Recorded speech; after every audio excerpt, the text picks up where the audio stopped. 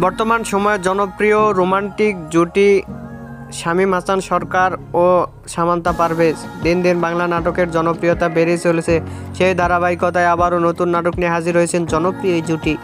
নাটকটির নাম আপসহীন। এই নাটকটিতে অভিনয় করেছেন বর্তমান সময়ের আলোচিত অভিনেতা শামীম হাসান সরকার ও আলোচিত অভিনেত্রী সামান্তা পারভেজ। এই নাটকটি রচনা ও পরিচালনা করেন মাহফুজ ইসলাম। এই নাটকটি খুব শীঘ্রই বিন্দু ভিশনের ইউটিউব চ্যানেলে প্রকাশিত হবে। আপনারা দেখতে চাইলে অবশ্যই বিন্দু ভিশনের ইউটিউব চ্যানেলে চোখ রাখুন এবং নিয়মিত নতুন নতুন নাটকের আপডেট পেতে হলে অবশ্যই চ্যানেলটিকে সাবস্ক্রাইব করে রাখুন। পরবর্তী ভিডিওর জন্য অপেক্ষা করুন।